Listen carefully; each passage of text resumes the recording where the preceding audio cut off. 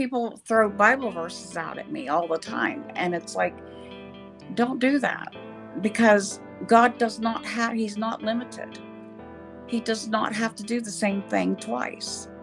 And yes, what's in the Bible is the divine word of God, but it's written through the filtered minds of human men.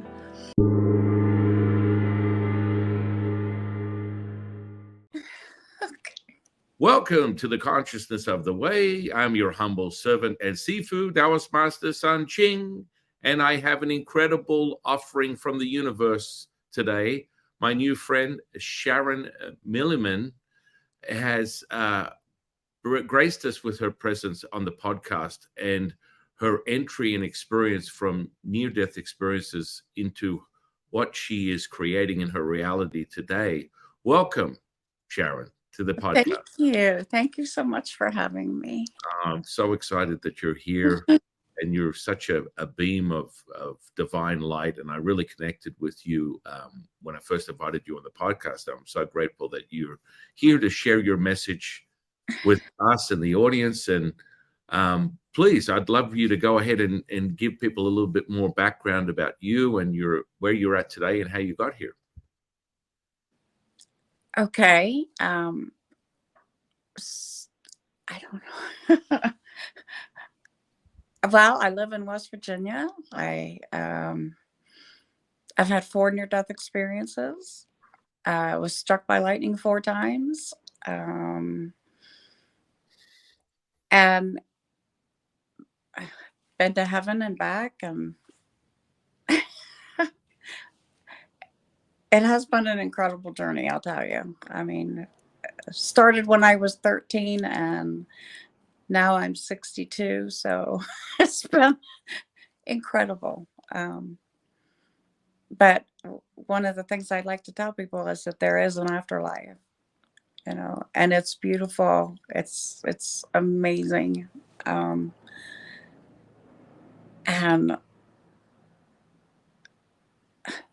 God is real. Heaven is real. It's Wow. Please help me here, because I'm not sure where to go with it. Please go ahead. I mean, what I find really powerful is just the fact that you've connected with this higher frequency and a power of like thunder in of itself, just lightning, and that sort of like element is so incredibly powerful when harnessed. I mean, we harness those type of energies within Daoism, within the internal alchemy. But the idea that you have been struck by lightning as within your physical body and you're able to speak on it is really quite something. I would love to hear more sharing the audience with your like the specific events that took place that you've had within your lifetime, because I mean, I personally witnessed it once, and unfortunately, the two people that I witnessed being struck by lightning did not survive. It's such a traumatic surge of energy that unless your physical body can contain it or transmit it or transmute it, it's unfortunately never a great outcome. So please share it's all over the very painful. Yeah. I mean, okay. Twice I got hit by ball lightning, which I didn't even know existed, but it's apparently a very rare phenomenon. But it just looked like a round fireball, and it came through like the windows. You see, there's a crack between the actual window and the windowsill. So the ball lightning came through the crack between the sill and the window. And the first time I was on the computer, I mean, and this was years ago, so it was with that great big computer with the big tower and all that, sitting on the table. You couldn't pick the thing up if you tried. But what it did was I didn't even know it was raining. I didn't know there was a storm because we lived in a big Victorian house, and I had these big heavy curtains on the window, so I couldn't hear. And all of a sudden I see this fireball rolling across the room, and it hit my hands and totally fried the keyboard. But it traveled up my arm to like my shoulder. And it was, as soon as it hit me, it dissipated. It was gone.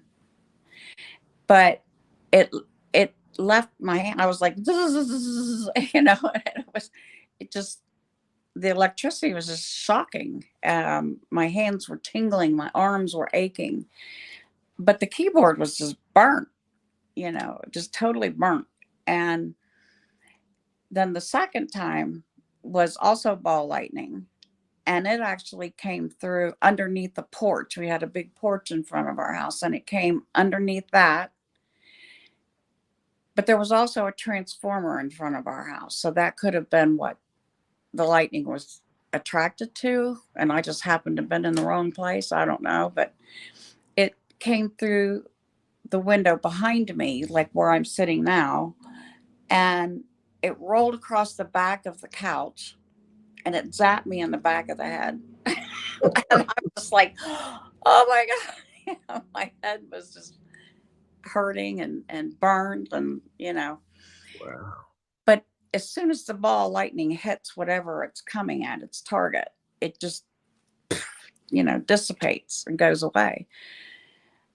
Now, the third one was, and I was in the bathroom with the curling iron in my hand. And again, I couldn't hear that it was storming. What I heard that was actually thunder, I thought it was a truck going down the back alley behind the house because it was all gravel. And that's what I thought it was because I couldn't hear it. And all of a sudden, I hear this crack, real loud crack. And both of my dogs jumped up off the floor and got onto the couch. And it was just like, I screamed because I was holding the curling iron, and the lightning bolt hit the ground right outside the house and traveled through the cord. I mean, it just went right through the cord, and the curling iron was in my hand. And I'm just like, oh my God, you know, I could feel it. It was kind of stuck to my hand until I was able to drop the curling iron. But again, the energy was so strong that you can't really do anything. You know, it was like stuck to my hand, and I was like, oh my God. But so the lesson there is, you don't curl your hair next to a sink in a bathroom where there's get as far away from a sink as you can. Wow. Um, So, do you are you of the mindset that you believe in coincidences, or you don't, or you don't believe in coincidence? I don't believe Yeah, in yeah. So if that's true, what do you attribute this continual like magnetism? It's literally a magnetism that's coming at you, you know. well, um, what I tell people is that God was trying to get my attention and I wasn't listening. Mhm. So sometimes he has to hit people over the head with a 2x4. Hello, I'm talking to you in every way I know how, and you're not listening. In my case, he needed to shock me, and every time he turned up the volume, turned it up just a little bit more, because I was in a very abusive relationship, very abusive marriage, and it was not good. And he was trying to let me know, you're in a really bad place. This is really not good for you. And I'm trying to, and he was trying to talk to me, and I was missing all the signs and all the clues. And I had my head, set on trying to make something work that was just deadly for me, but I just didn't know it. So he just kept zapping me and zapping me. And each time it got stronger and stronger until the fourth time, where the lightning bolt literally hit me, and it left char marks on the concrete stairs. And I died that day. I mean, literally died. Wow. And I left my body. But before I left my body, I heard the light, I heard the crack. I saw the lightning come out. It hit my arm, my right arm. I'm backwards now, but it hit my right arm. And I felt this burning, searing, agonizing pain, and it spread across my chest. And then I wasn't in my body anymore. It was like I peeled right up out of myself, like a peeling a banana. I just came right out of myself. And it was like, oh my gosh, there's no pain. I wasn't afraid. There was nothing. It was that quick. And I was out. And then I ended up having another experience and then going into the near death experience, the going to heaven and all of that. But the lightning itself was, like you had said before, it was the energy was incredible. And I know it changed me internally, physically, even now it's on all my medical records, and I have to let everybody know when I'm having surgery or whatever. This is what happened, and my nerves don't work the same way everybody else's does, and you need to know that. It's because it changes you Well, completely. I mean, I'm kind of blown away because there's a physical container that you're sort of in possession of that is not the general run of the mill human, anatomy. So, your ability to consume and withstand that type of energy is really quite profound. And so you're looking at someone that within our Taoist practices, you have to contain that energy within the spleen. So when you're dealing with thunder, what we call thunder magic, and you're channeling that particular energy, there is a construct within the spleen that creates your connection with the earth and ground. So your grounding and your ability to ground, which then brings me to the nature of how much you admit this maternal, earthly sort of energy. And it's a tightrope that I can see you're walking on, because you have this incredible transmission of this incredible nurturing energy, but you also then have what we like to call the virtue and the emotion. And the emotional stuff is the anxiety that comes with that. And so there's a tremendous amount of anxiety that you contend with Oh yeah. within the construct. Yep. So that's really present in your field. So you have this incredible power to be able to channel that energy and ground yourself. But within that, you're also contending with the excess, which is the anxiety, OCD, that kind of stuff. Does that make sense? Yes. Yeah, yeah. But I mean, and there's lots of high transmission of gold element within your aura, which Oh. is really interesting. Very, very, it's just fascinating, because this is something that, we have ancient practices that we've been using for thousands of years to generate this type of like container within your physical body, which is an energetic process. And you naturally are just, you've just come right into this world with the ability to transmute that energy and have it actually healing.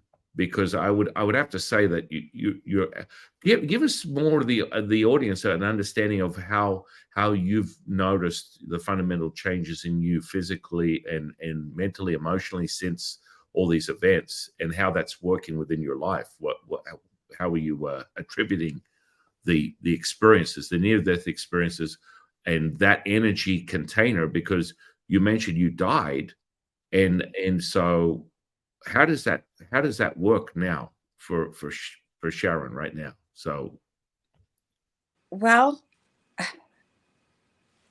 as I said before, I've had 4 of those. And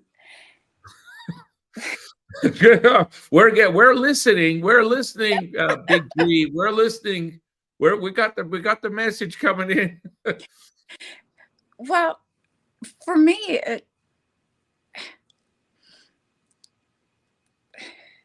I've had other experiencers tell me, "You're an experiencer." I'm like, I know that. What am I supposed to do with that? And they said, "You just tell people what you felt, what you saw, you know, where you went, and let them take from it what they want to. You don't put your own you know, I can't put my own spin on it. I just have to Mhm. tell, this is what happened, this is what I saw, this is what I felt, this is what was said to me, and people can do what they want with it. So Does it not? Did you get an intuitive sense of what you might want to do with it? Like, because I mean, there are so many healing elements to what we're speaking of, especially within my my natural born experience over the last 30 years of how to transmute that. You have absolute fundamentals of really harnessing some incredible like energetics for healing purposes. The yeah, go ahead. well, I'm an ordained minister like you are. And so what I've done is I've turned all of this into like a ministry. And I will talk to anyone wherever they are about anything they want to talk about. And so I I just want to give of myself in a way that people know they're loved, they're cared about. Um, and I'm always walking in the grass barefoot. You'll hardly ever find me in shoes. And I'll take my phone with me and I'll spend hours with people. I've been I've helped people as they were dying. I'd be like doing this kind of thing and talking them through death. Um, I delivered like you. I was a Lamaze person and I helped deliver babies. Um, so I'm willing to give of myself spiritually in any way that I can possibly give. So I want to bring as many people as I can as close to God as possible, or whatever name they give God. And um, just, sometimes it just takes a hug. Sometimes it takes a smile. Sometimes it takes listening. Sometimes they have questions and I'll answer them as best I can. And that's how I give of myself. And I never charge anybody anything. And yes, I wrote a book, but no, you don't make, unless you're a New York bestseller, you don't make money. You spend money. You don't make it on books. And that's not what I did it for. I want people to know that there is an afterlife. This is not all there is. And there's beauty everywhere, and there's miracles everywhere, and there's what you call God winks or God love notes or whatever everywhere. If you just open your eyes and see them, they're everywhere. And I my goal is to let people know that they are loved. There is a purpose for every single person that's on this planet, every soul that is put here, and it's not by mistake. um it's There's so much I don't know. It's so beautiful. Just you sharing this with me, and just the connection and what you're being so just revealing. And there's no sort of like obstruction for what you're sharing, and that container is so healing in of itself. And when you talk about the sort of nature of some of the things that you do within your processes as a minister, and how you're sharing it with your congregation, with people that meet you, it's like really something else, because that's also, that that is truly the gateway to a healing. Just being mindful to ask someone, how are you doing today? Or giving someone a hug, or giving them a compliment, just reminding them that they are all powerful, that they have this connection, this source. You there, Sharon? I'm here, but something happened to my phone. What do I do? I don't know. Just take your Oh, time. there There we you go. go. I'm You're back again. sorry. There we go. Perfect. You're right. Yeah. That's another thing that happens when you get struck by lightning or have a near-death experience. You screw up people's phones and computers. Weird things happen to my phone all the time, and I have no idea why. Yeah, I mean, and so do you have you ever thought perhaps maybe exploring more repeatable? You've had these near death experiences. Has it ever interested you to go, hey, I'd like to explore how to do it whenever I want to, or is it sufficient for you to go, hey, I'm good. God gave me a I'm good. tap, and I'm solid with it. I'm good with it. It's like I've seen it. I've seen it many times, and when He wants me to see it, He'll show me. Yeah, So I is that say kind of God where you're at? Mm. I let him, I give it all to him, and I say, you know what, you know better than I do, and um, I let him do it, because there's a lot of people out there that think it's drugs or hallucinations or a dying brain or whatever, and it's like, you could go ahead and think that if you want to, but that's not what it is at all. It's Uh, totally not that. I wasn't on drugs. I wasn't hallucinating. It was like, well, I mean, it's so dramatic the frequency that you're transmitting. And so, it seems that there's a much from what I can see in your aura, a much greater connection. Not that there's a variable, but I notice that when I speak to people, there's a variable. Some people are more connected with God as opposed to Jesus, as opposed God seems to be the resonance that's very present in your field, as opposed to an interconnection of Jesus. And I'm not well, even. I had experiences with him too, and I've loved him since I was a little girl. He was my first love in my life. And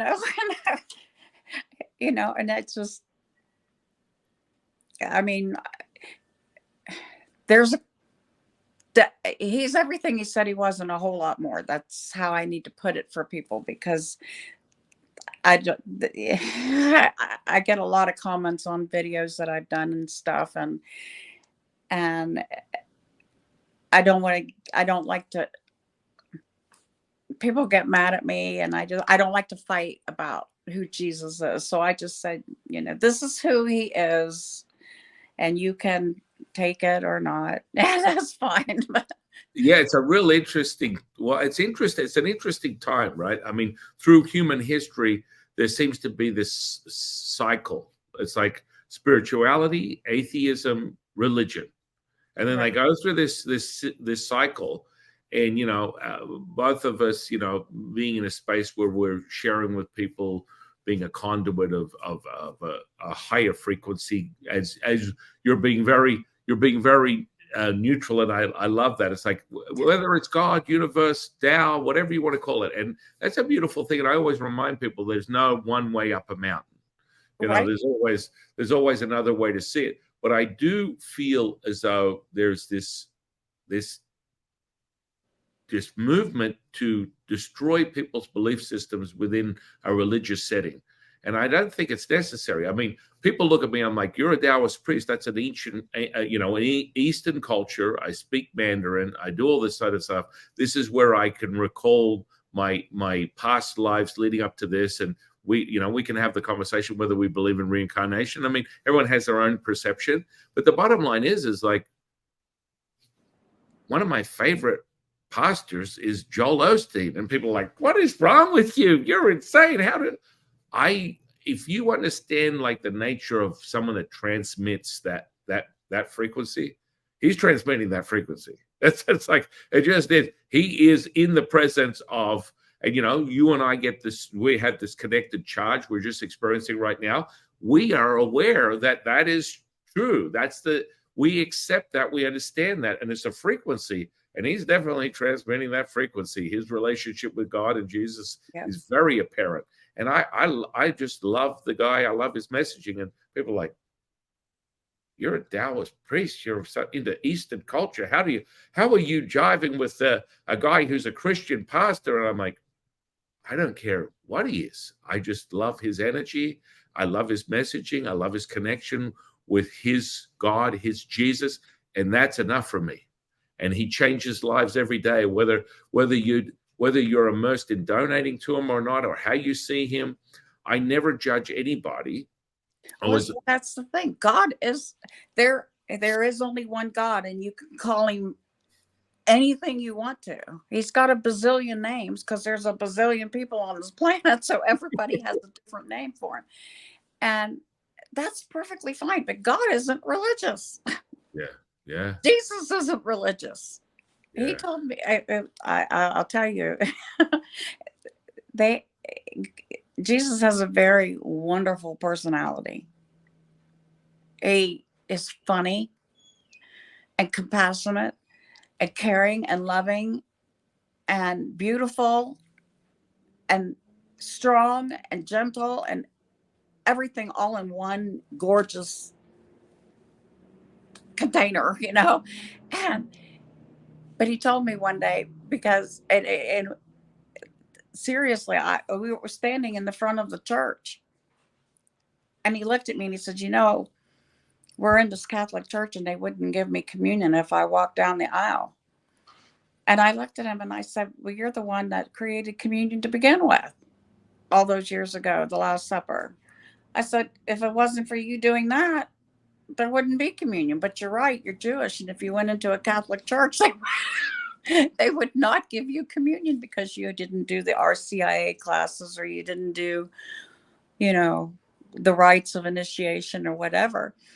But you would walk down the aisle being Jewish, even though you created it, and they wouldn't give it to you because you didn't follow the certain rules, that the dogma or whatever. And so we had a laugh about that. It was funny because I was like, I never thought about that, but you're right, they wouldn't give it to you. And so he was teaching me, and I mean, he was physically there. It was like I was talking to him like I'm talking to you. And he has visited me, what, 5 or 6 times physically, just appearing and just as solid as you are. And but he would always come at a very pivotal moment when he needed to teach me something that was in my heart, because I have a habit of keeping things in my heart and not telling anybody. So I learned that he's the reader of hearts and the healer of hearts. So he was able to speak to me directly about what was in my heart that I never told a living soul. And so, yeah, I mean, he is real. And you talk about higher frequencies. When you die, this earth is a very low, dense vibration. It's very heavy. And when I left my body and I went to heaven, it was vibrating so high. It was so light, so bright, so airy. I was like a feather on the breath of God, just floating along. God had a certain order of steps of the, the experience that I experienced while I was in heaven. There was this definite order: life review, meeting my brothers who had passed before they were babies. Life review. Then he gave me this download of information. I call it being hooked up to an IV bottle of divine wisdom and knowledge. So, I mean, he did that. And then we had, my brothers took me on a tour of heaven. Then I saw Jesus, and he gave me a clue that I was coming back, but it went over my head. I didn't get it. I was just like, "Oh, there you are again. Oh, you're so beautiful. I love you." And then he did what he always did in life. He brought people to the Father. That's what he did. So he walked me from the garden to the wooded glen where God was sitting. Now, people have this idea that because it says in the Bible, you can't see God's face or you'll die. Well, I was already dead, and God showed me the face he wanted me to see. Now, him being the creator of everything and him being spirit, God is spirit. God is love. He doesn't have a physical form. He isn't male or female. He is what he is until he chooses to take on a form. And he chose to take on a certain form that he knew I would be comfortable with because he had a message to give me. He had to strike me 4 times with lightning to get me there in front of him. Okay, you're here now. Shut your mouth. Let me tell you what I need to tell you. And that's what it was all about. And it was like, okay, you know, and, you know, his message to me was, I love you. I don't make mistakes. I don't make junk. You are here for a reason. I put you here for a reason. You are not everything the world tells you you are. You are what I tell you you are. And no, he told me, he said, no matter how tiny you might be in the vastness of all that I've created, you are intricately important to everything I've created. And if you were not here, my creation changes, becomes something else. And it's, because I thought I had been told my whole adult life, you're fat, you're ugly, you're stupid. I was worthless. And I was buying into that worldview of me. No, I'm not a Twiggy. And no, I'm not a supermodel. I'm just a country bumpkin mom, grandma. That's what I am. But God was saying, you're not what the world is telling you you are. You need to listen to me. It's what I say about you is what matters. And I love you so much that I think about you 24/7, every moment, every second of every day. And if I didn't think of you, if I didn't love you that much, you would just be gone. So that's the way he is with everybody. It's not just me. And what I try to tell people is, if he can reach me in the little mountain woman, he can reach anybody. He loves everybody. And he doesn't care what religion you are. He doesn't care what kind, how big house your house is, or how many cars you have, how much money you got or don't got. He loves you for who you are, period. He loves you for who he made you to be. And what's funny is that people like to make him in their image instead of he makes us in his image and likeness. That doesn't mean I look like God, or, but,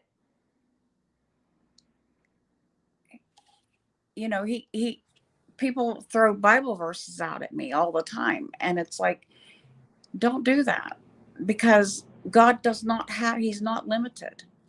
He does not have to do the same thing twice. And yes, what's in the Bible is the divine word of God, but it's written through the filtered minds of human men.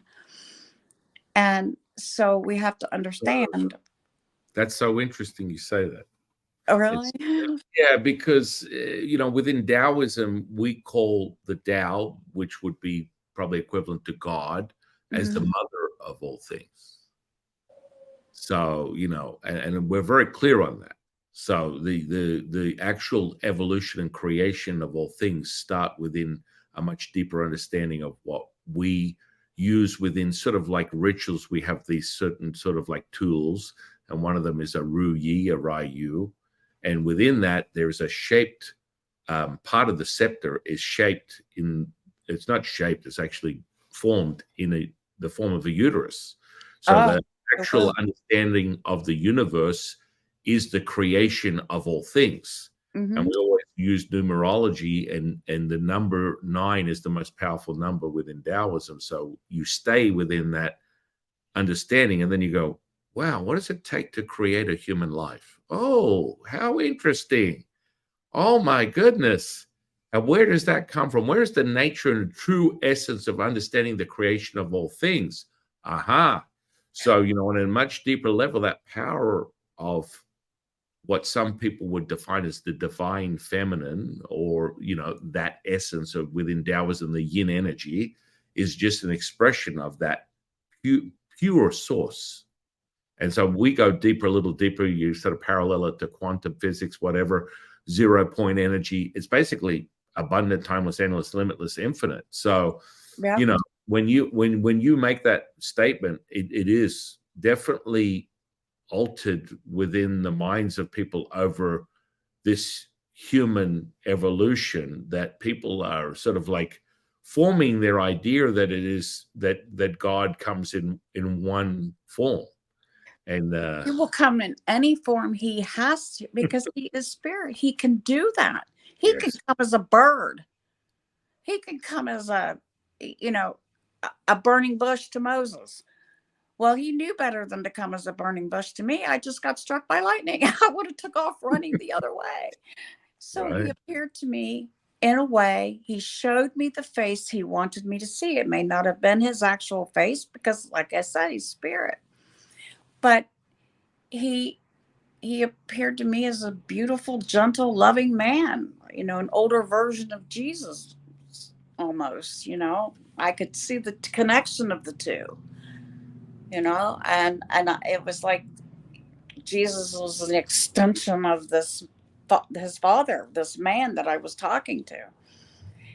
And I could see the connection between them and the love between them.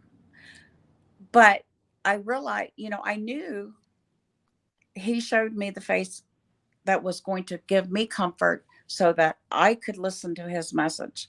But if he showed up as a goat with three heads, I would have ran. If so I mean, some people like that sci-fi stuff. And if that's the case, then, maybe that's how God can reach them. He reaches us where we are at any given point in our life. And at that time, I needed him in the worst way. And he knew that. And what I find so fascinating about God is that he's so compassionate, and if I needed a mother at a certain period of my life, he would be that mother.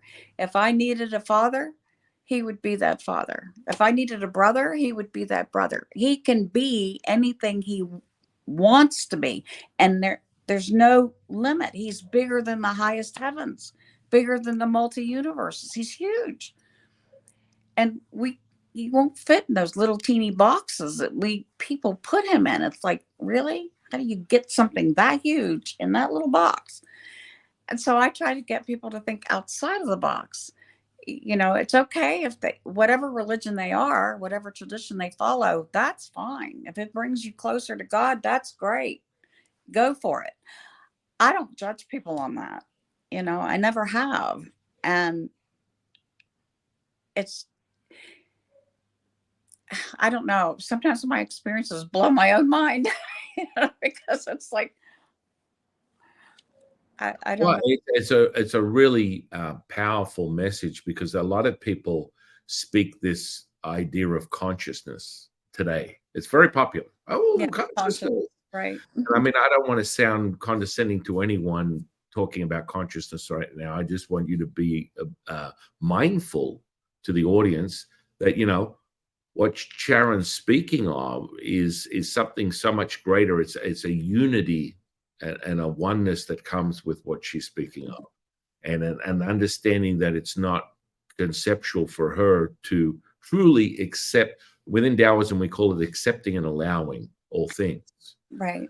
So, we speak on this, and there's a term we call wu wei, which is effortless action.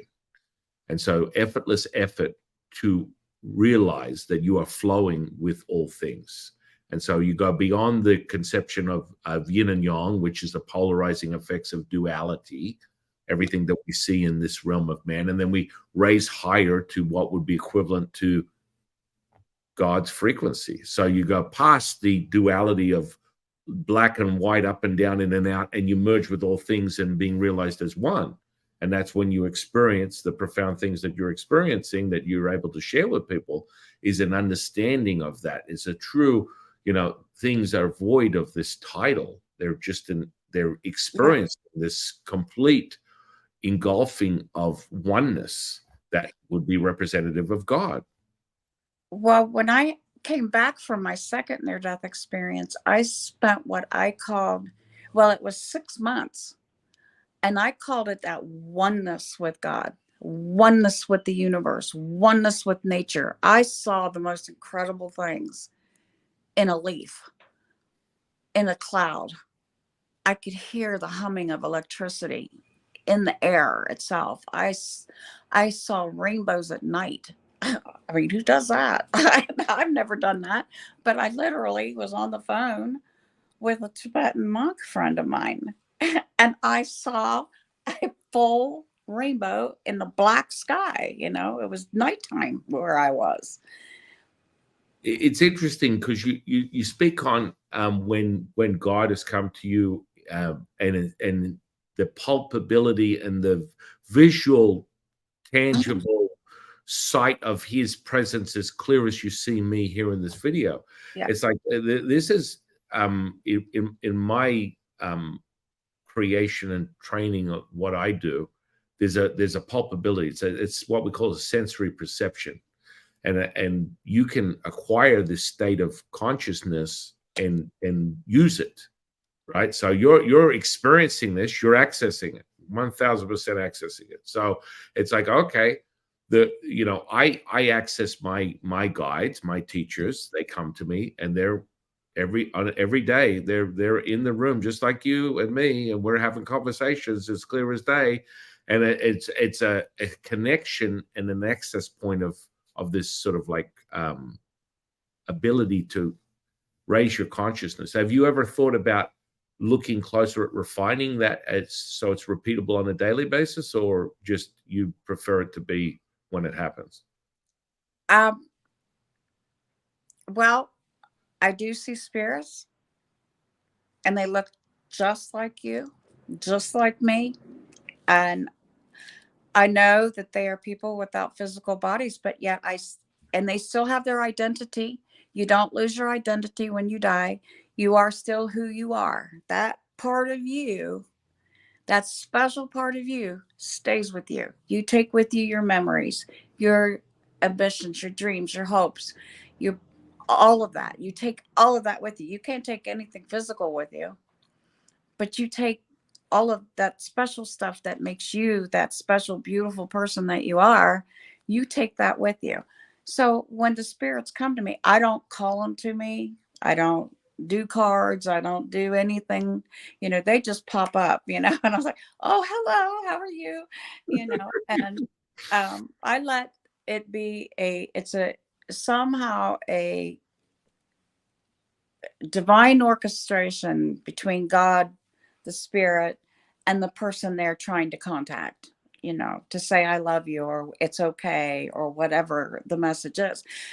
And I had to teach myself how to deal with that because they were everywhere. I felt like the little boy from The Sixth Sense. I Yeah. see dead people.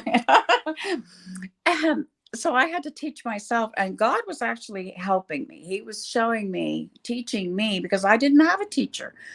The only teacher I had, she was a Native American uh, medicine woman, and she lived in Oregon. She didn't live here. And so she was my only teacher, but I couldn't get a hold of her when all this started. She was actually the one I was talking to on the phone when I was struck by the lightning. So it was about 2 weeks later that she finally was able to get a hold of me and to find out if I was okay, because she heard me scream on the phone, and then the phone went dead. Mm. But she actually had to tell me what it was I was experiencing. And so I would call her every now and then, and I'd say, well, I did this and that and this and that. Now, what do I do? But I had to learn myself. I had to put my own, by speaking out to whoever was around who would listen. I put my own ground rules down. I put my own boundaries down. I said, if you come to me, you come to me on your own. I'm not calling you. And you better have evidential information to give me, to give to whomever you want to talk to, because I'm not going to play head games. I don't play head games with living people, and I'm not playing them with you. And, so it was like we're going to do this in a holy way or we're not doing it. You know, and that's the way I feel about my whole life. I want to walk the holy way, whatever that means. And I want to be it directed by God, you know, and have his support and his light and his love, and or I don't do it. And so when these spirits were started coming around, I couldn't tell who was good and who wasn't, because as far as I knew, they were all good, you know. But I had to learn the hard way that there are some, just like there are people that are good people, and then there are some that I might not want to be around, you know. So I had to learn the difference and what's to look for. And um so it doesn't, and I can shut the door anytime I need to, like when I'm sick or if I'm stressed, or you know, if I've got real life stuff I got to deal with, Hmm. then the spiritual stuff gets put on the side for a while, and they'll just have to stand in line and wait or go somewhere else. But and you were talking about your guides, and you know, they're in your room, you can see them. Well, I had one that came back with me from my second near death experience, and he stayed with me for 3 years. And he was an actual living person. He died in 1935. That was the same year my mother was born. And when she saw a picture of him, she said, "Oh my gosh, I recognize this man." And I said, "How? How do you know him?" She said, "He was in the hospital by my bedside the day you were born." And then this man was actually with me, and his name was Gabriel Gray Eagle. He um he was a Glala. He was, and he married Sitting Bull's sister, so he became the brother-in-law of Sitting Bull. And so he was married into the Hunkpapa tribe or nation or whatever it's called. And but he came, why he came to me is a very deep subject, but he taught me for 3 years. It took him every day of coming. And what was interesting is that two of my grandchildren saw him as well. So it wasn't like I made this guy up in my head. He was, I could see him and talk to, he could hold my hand. He could pull a chair out for me. He handed me flowers, you know. He was a strong enough spirit that he could manipulate physical objects. And it was not this, you know, I've had people say, "Oh, you were in a troubled marriage, you made him up." It was, you know, no. I No. didn't know the man existed until I had a historian tell me this guy is a real guy. You know, he really did live, and he's for real here. This is not.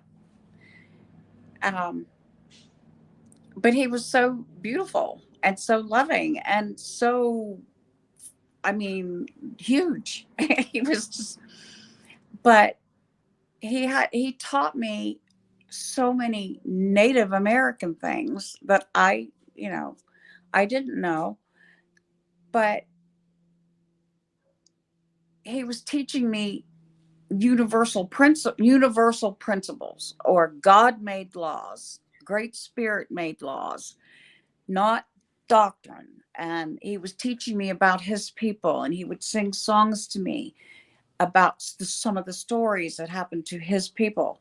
And if I did research, I'd find that it all did happen. It was real. But he taught me something about bear medicine. He said, "No, you can't find it on the computer. It's not what they're saying is on the computer. No, you can't look it up in books. It's verbal.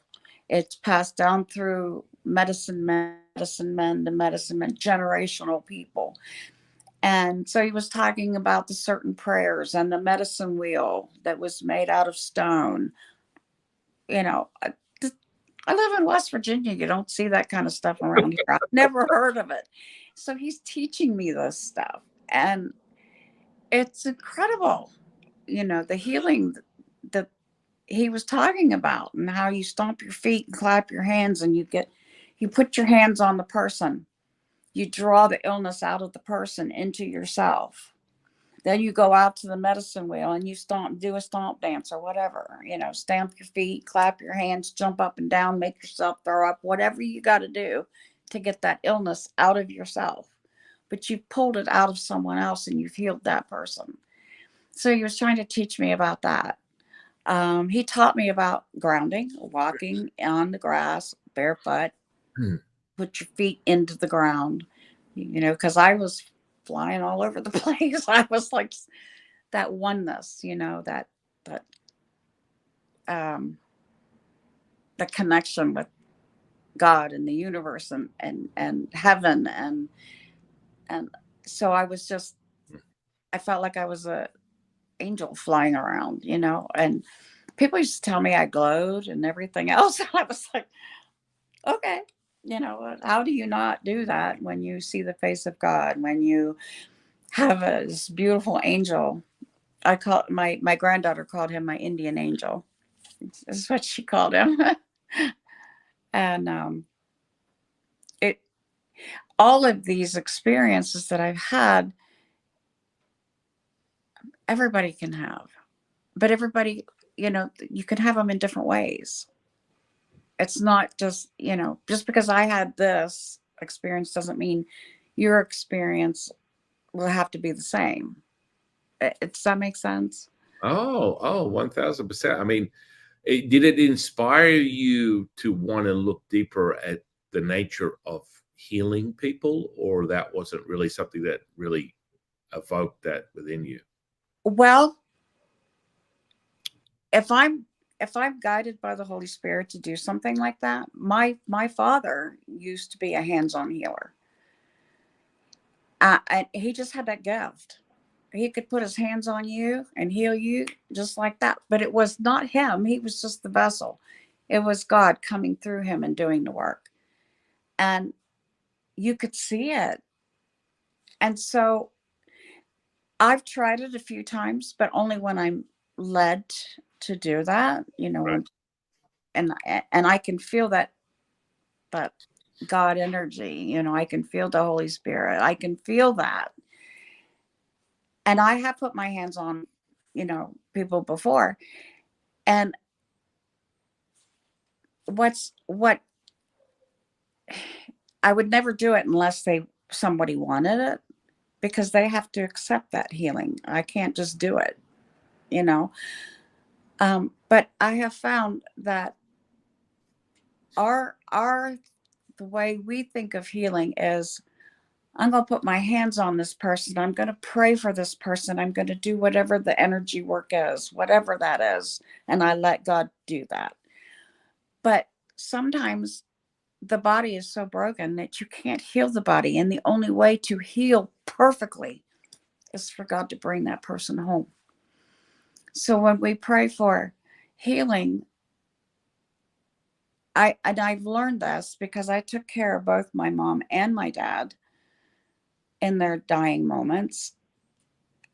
And I prayed for mercy for them, especially for my dad. I prayed for mercy because he laid for a long time with that death rattle. And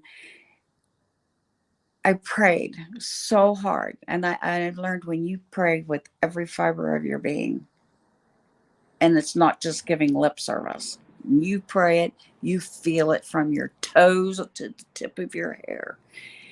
That prayer is answered just like that.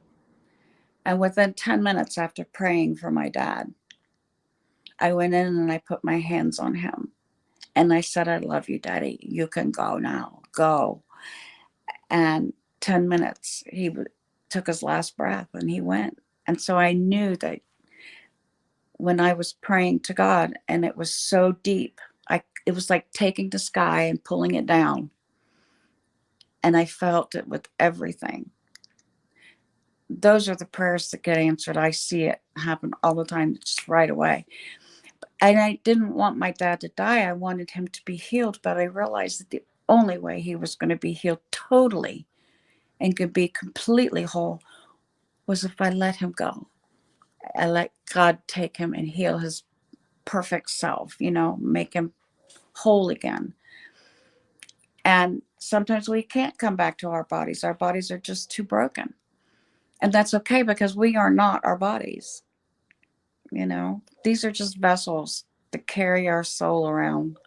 You're just like wooing me with your insight, your connection, because I mean, the parallels are mind blowing.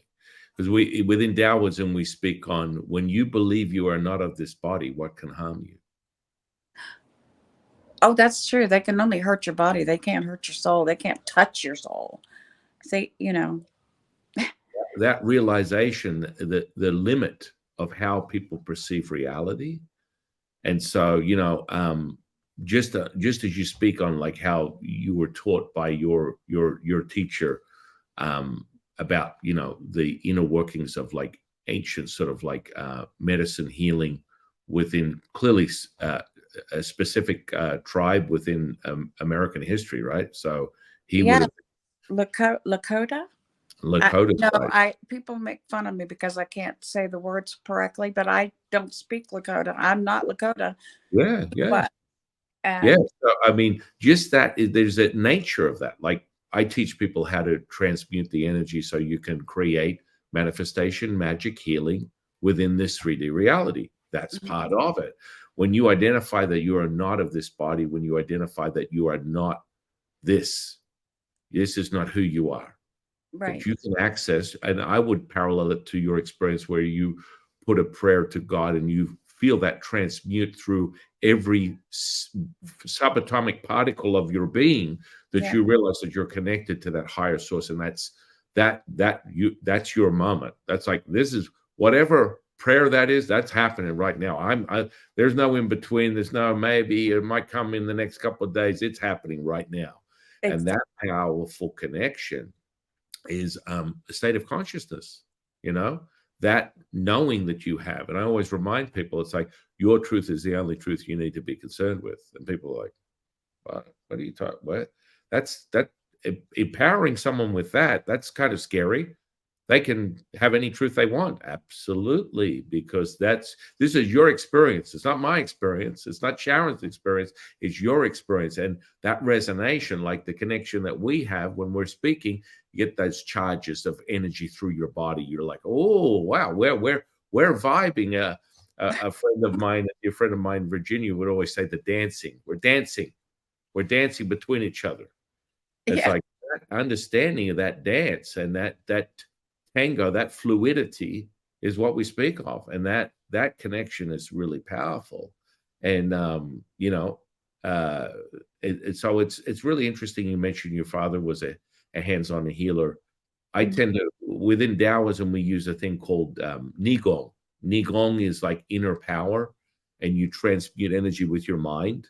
And Qigong is another energy cultivation where we transmute energy with our breath. So we take the breath and the mind and we transmute it to whatever it is that you want to materialize. And so then you start getting into your power of prayer, your intention, your connection of that frequency is registered and it's realized. And then when it's real to you and you get that charge, that complete immersion of that God frequency, it's happening. It's going on. This is being realized. And so I think it's really powerful that you're able to have this insight and all these different depths of what I call sensory perception. It's really powerful stuff. And you're so open to just letting it flow, which I'm very much like that. I'm very adverse in these techniques and these practices, but my own guidance from my guides, my teachers, specifically Lao Tzu, who was the guy who created the Tao Te Ching, which is the scripture that we read within Taoism. It's like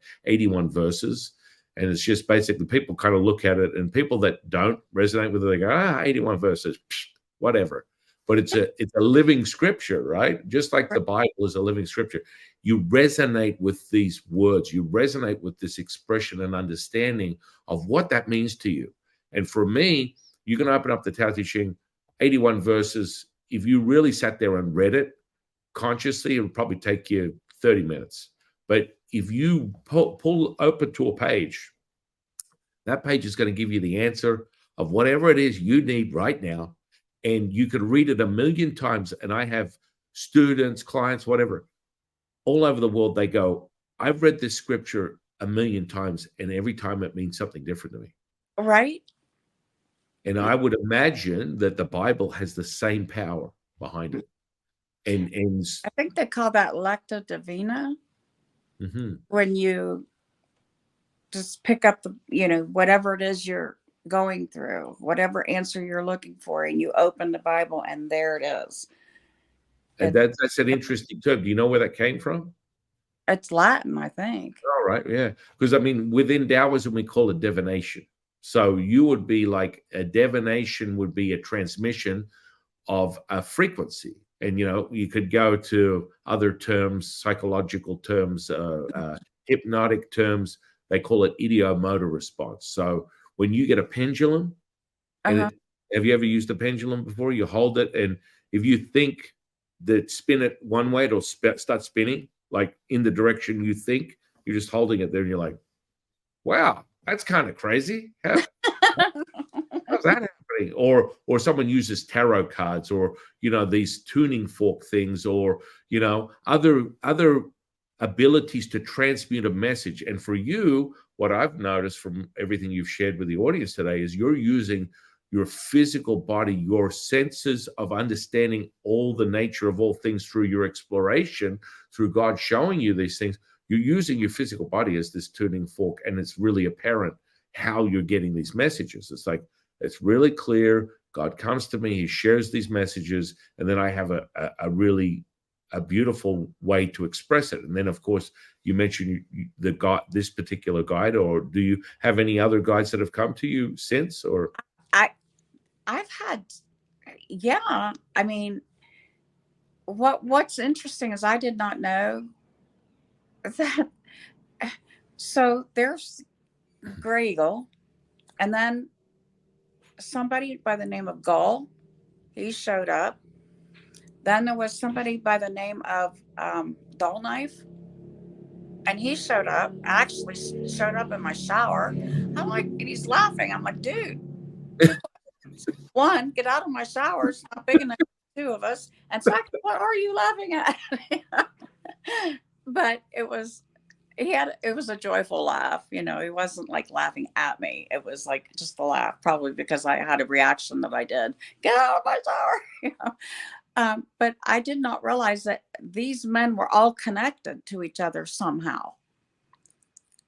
And it all had to do with the 17 and 1800s. I didn't know. At the time, I had no idea that these people were all connected, but they were. Isn't that like really like, this is what I love when I channel Lutsu pretty much all day long. He's basically in the room hanging out with us right now, sitting right here, giving me information. And, it's like so powerful because you're speaking on this. Have you ever looked deeper at sort of like a more refined, like, connection? I know you said, look, I was able to understand the boundary thing. And this is something that I sort of came across, almost, close to 30 years ago when I started training as a priest. And, within Daoism, there's sort of like rituals and training to acquire consciousness. And so that one of those things was, clairvoyant senses, sensory perception.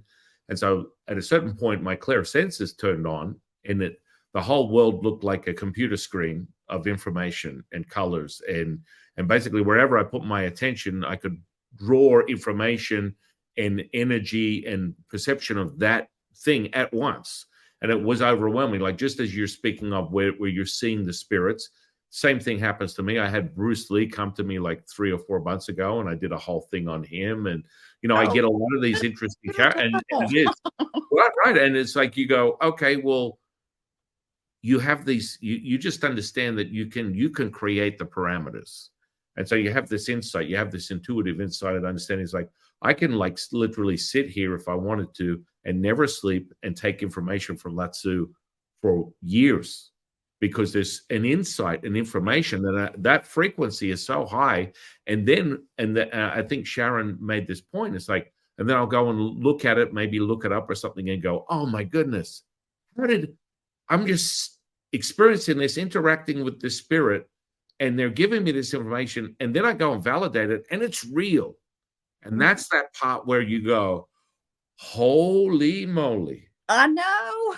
This is so exciting, but it's so exciting. And so you have this innate ability to do what you're doing. Have you thought about like exploring it more from like a point of transmitting it, like as a medium, as a channel, something like more concentrated? Have you thought of that? Or Yes, I have. Um, I'd probably need a teacher to help me, because I I always just take it as it comes. I just, yeah, you. it's strange how you kind of like, I've thought about it, and then poof, people just come into your life that just have all the, you know, it's strange that you say that. But hey, look, it's interesting that you say that, and a much deeper understanding, because you have this access point. It's undeniable. And so for you to decide what you want to do with it, it's like, always realize, I always tell people, it's like, when you're emotional, you're suggestible. What the biggest misconception that human beings have is understanding that their emotions distract them. And so when you're getting into it, it's like, oh, I can do this, but I've had this idea, but I don't know. Should I? Shouldn't I? Yeah. And you know, I mean, I guess I would say to you, because you've been experiencing this for so much of your natural born life, does it expand you or contract you? One of my dear friends, Hans, he uses this as a basic way of his deciphering all the nature of like energy, right? He just uses, does it make me expansive or does it contract me? That's how he navigates through his reality. So I would ask you, when you come to that topic and you're like, oh, well, these guys are coming to me. It's like I literally open on the store window and poof, I've got a line coming in here. Does it sort of get you to that point where maybe I might explore that more? And from what you're saying, you may be interested in that. I would be. Yes, I would. Like I said, I would need some guidance, because I always want to make sure I'm doing it the holy way. Always wanting to direct everything to God. I don't want to be fooled. I don't want to be Lower frequency. yeah, I don't want any of that. Right. I want it always to be. Well, here's the beautiful part, because you've already mastered certain things that are sort of like part of the construct of what I teach people within magic. Is you have to be able to understand there's the separation of duality.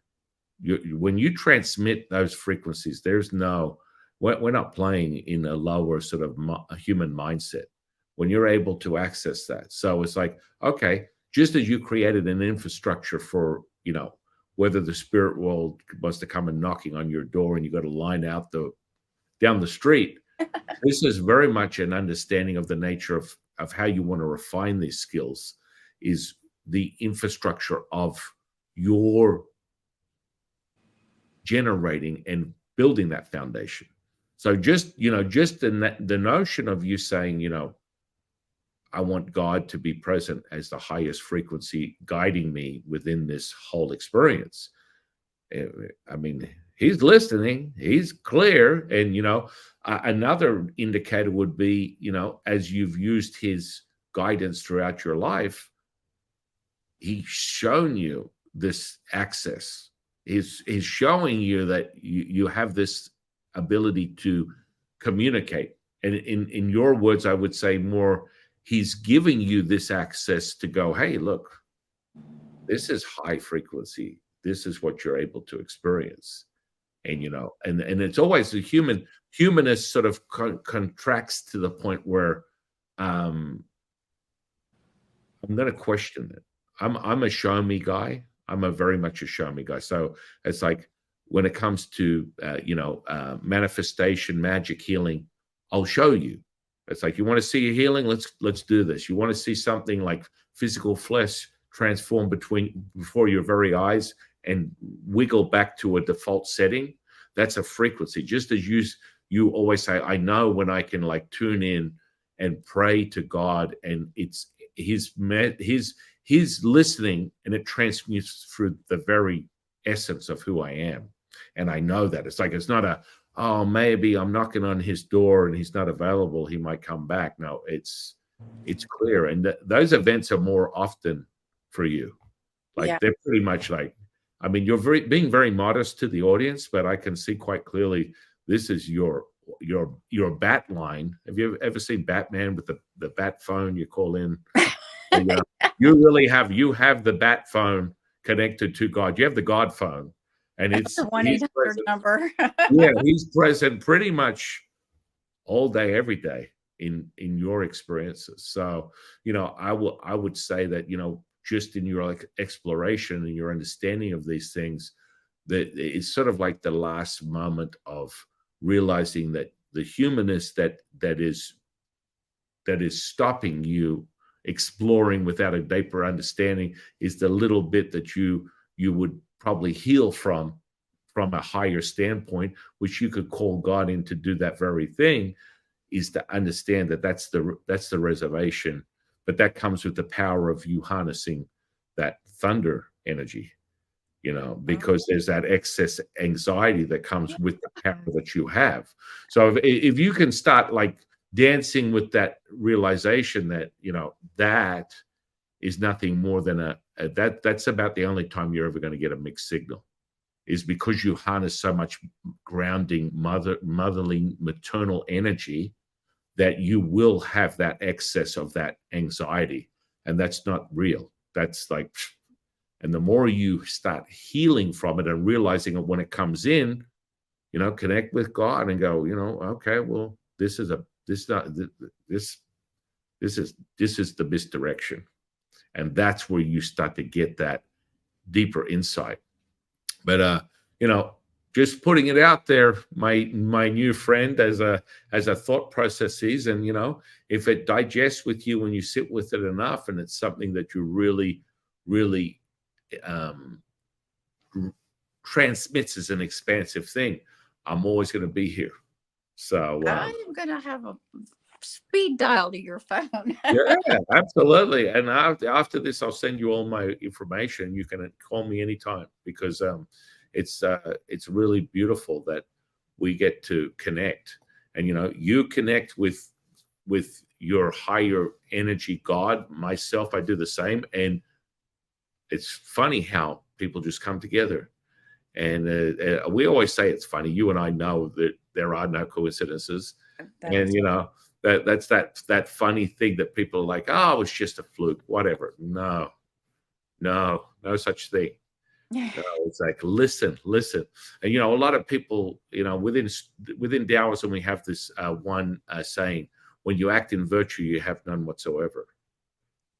And so a lot of people tend to try and replicate something that they've read, and they're limited by their emotions, as opposed to someone like yourself that transmits it in the very essence of who they are. And that real unconditional acceptance that Sharon speaks of to the audience, that she's shared throughout her whole life, is 1000% the most powerful like realization that you can have. And as a human being, to connect with that is really, there's second to none, in my opinion.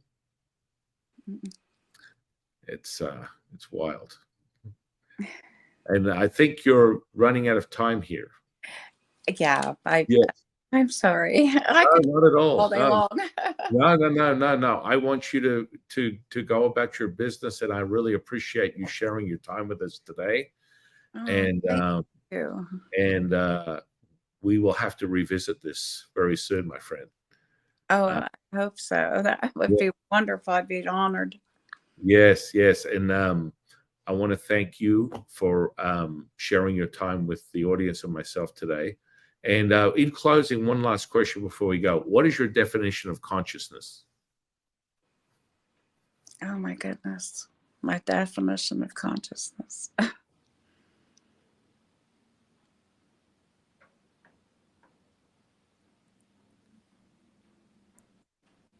I don't know. Oh, in my opinion, you answered it. It's like it's all things. It's God. It really is that connection, that knowing. But that's just what I see. There's a people. I don't know if this is going to make sense, but I think people think consciousness comes from up here. It comes from here. It's not up here, and we are bigger than this. You know, sometimes I feel like my chest is going to explode because whatever this is in here, my soul, my spirit, my consciousness is bigger than this body. It, it, this is very stifling, very containing, but this is so much bigger. If that did that make any sense at all? Absolutely, the most profound thing. I mean, this is the epicenter, and I mean, when I look at your aura, it's like covered in this phosphorus gold white light, and it's just from you. It's just so powerful. And again, your ability to transmute a very tangible three-dimensional sort of frequency like lightning, it's on a whole nother level that you're able to do that within your physical body. So there's something incredible insights that you have and you're sharing with the world. And as a minister, do you have a congregation or anything that you No, no, just I can do weddings and baptisms and funerals and all of that, but the actual ministry that I have is talking to anyone around the world, anybody that needs anything. Well, your congregation is the world. That's even better. That's even right. Wow.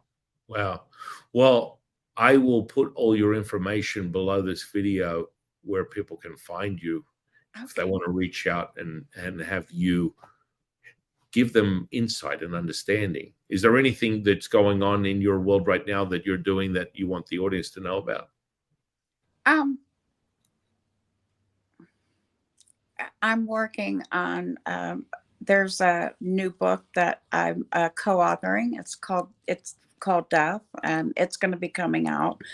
And it's a bunch of several of near-death experiencers talking about their experiences, and it's a collaborative book put together. I'm writing now Song in the Wind Part 2. It's called Timeless Love, and it's the Gray Eagle story. So that should be coming out soon. Oh, I'm looking forward to that, my friend. I've got the manuscript right here. Wow. So, if you, I was just going to say on a side note, I don't know how much you're into technology, but if you're looking for a transcriber, you can use AI and you'll have that book written in 5 minutes, like literally. I've written books by just speaking it, using this technology, and 500 page book, boom, done in a day or two. And it's edited and everything? Everything. That's what AI does. It does it all. It does it all. I did not know that. But that's one of the things that was shown to me in my second near-death experience. The angels took me to this lake, and I looked down on this lake and I could see the world below. And I'm getting these like moving pictures, images of past, present, and future world events. And I'm sitting there watching this, and I'm not knowing, okay, this happened back here. My experience was in 2005. Most everything that I saw happened, 2010, 11, 14, 17, but there was a couple things that happened, in the past that I didn't even know about, because there's no time in heaven. Everything as past, present, and future all happening at the same time. So there was no timeline. And I like to put things in chronological order. This, and this. That's how I write. That's when I tell a story, I do it as chronologically as I can. But that's not what happens when you go to heaven. Things are not in chronological order. And one of the things they showed me was AI. And I had no concept for what that was back in 2005. So I was like blown away. And then when AI came out, it was like, oh my gosh, I saw that. Yeah, yeah. I mean, that's it. There is a lot of underlying pinnings of stuff, but I'm going to let you go because I really greatly appreciate your time, and I'm just very grateful to God to bring you into my life, and I Oh, look forward to so grateful spending. for you too. You have no idea. You're amazing. And thank you for having, and all of your people, In closing, I am your humble servant and Sifu, Taoist Master San Ching, and I'll see you on the next one, guys.